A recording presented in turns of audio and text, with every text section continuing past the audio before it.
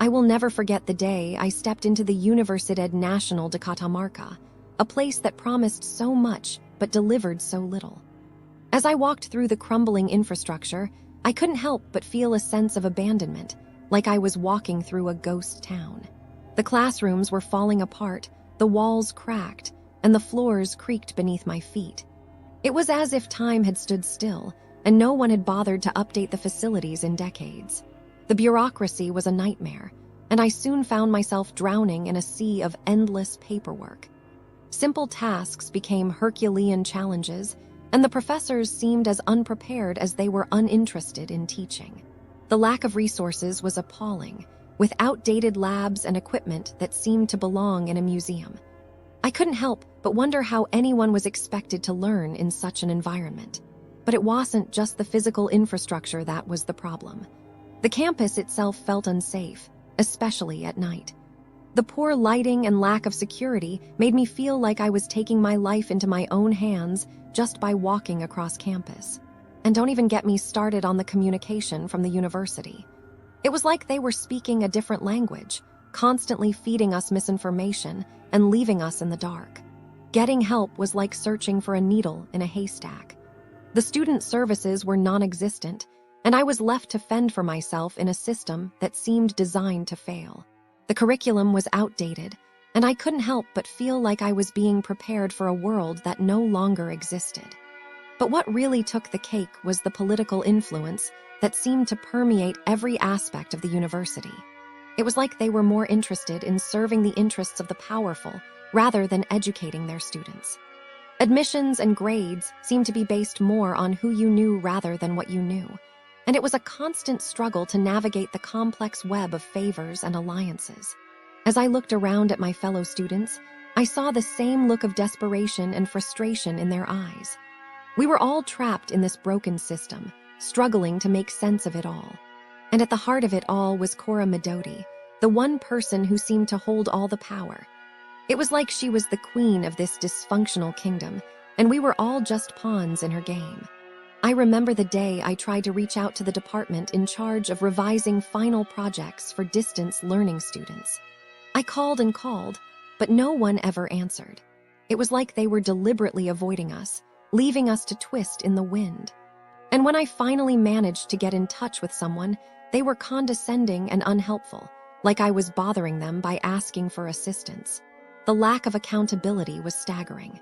No one seemed to care that the students were suffering, that we were being failed by the system at every turn. It was like they were more interested in covering their own backsides than in doing what was right. I felt like I was constantly banging my head against a wall, trying to get someone, anyone, to listen to me. I will never forget the sense of despair that settled over me as I realized that I was not alone. There were countless others who had suffered at the hands of this dysfunctional institution, and I felt a deep sense of solidarity with them. We were all victims of a system that seemed designed to fail us, to chew us up and spit us out.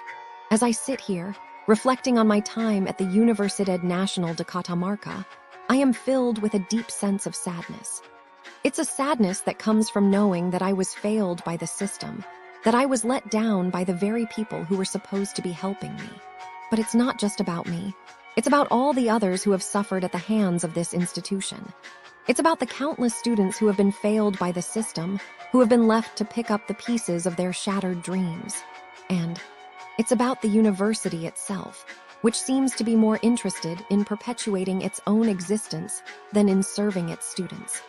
As I look back on my time at the Universidad Nacional de Catamarca, I am reminded of the power of storytelling. It's a power that can bring people together, that can inspire change and create a sense of community. And it's a power that I will continue to wield, even as I move forward into the unknown. So, dear Universidad Nacional de Catamarca, I leave you with these words. You may have failed me, but you will not silence me. I will continue to speak out against the injustices that I saw, and I will continue to fight for a better future for all students.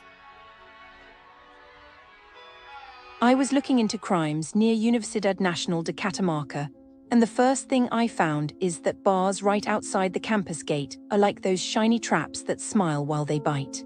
A tourist from Europe sat down for one happy hour beer. The menu showed 250 pesos.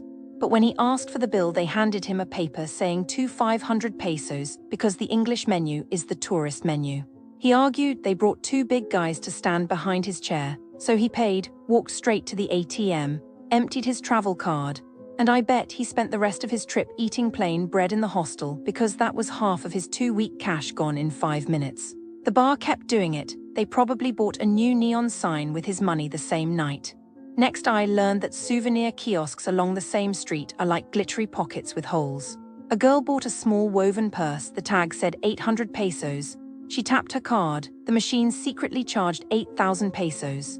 She noticed 2 days later while buying a bus ticket, tried to complain, but the kiosk was closed and the owner had changed the name on the window. I think she cried on the plaza bench, cancelled her weekend trip to Salta, and told every backpacker in the hostel, so the shop still lost future customers even though they kept her money. Then there are the bike rental shops near the University Park. They are like friendly wolves. They give you a cute pink bicycle, you sign a paper in Spanish you cannot read, and when you bring it back they point at a tiny scratch that was already there and say you broke it. That is 50 pesos. A Korean student got trapped. He paid because his flight was next morning. Then he missed his goodbye dinner trying to argue at the police commissary, who just shrugged. I predict he still tells people on the internet that Catamarca bikes are cursed, and the shop is probably renting that same scratched bike to the next tourist right now. Here's the businesses near Universidad Nacional de Catamarca, in my opinion, are a mixed bag, but mostly a disappointment. As I dug deeper into the reviews, I realized that many of them share a common thread: a lack of attention to detail and a general air of apathy. Let's start with Shopping de la Terminal, a place that seems to be stuck in a time warp. Words like descuido and abandonada keep popping up in the reviews, and it's clear that this shopping center is in dire need of a makeover.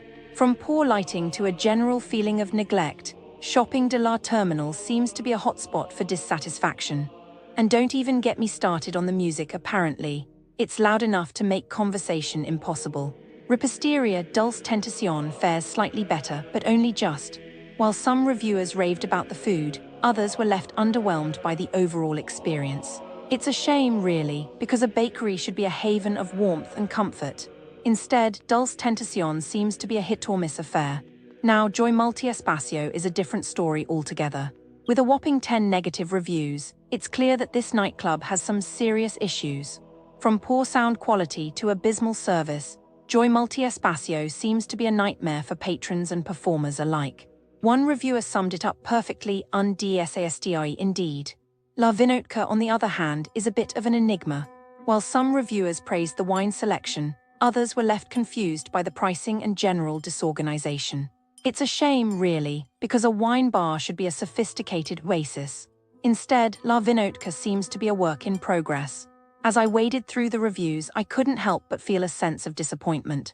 Businesses near Universidad Nacional de Catamarca seem to be stuck in a rut, unwilling to innovate or improve. It's as if they're content to rest on their laurels, taking customers for granted. So what can travelers expect from businesses in this area? Well, be prepared for a lack of attention to detail.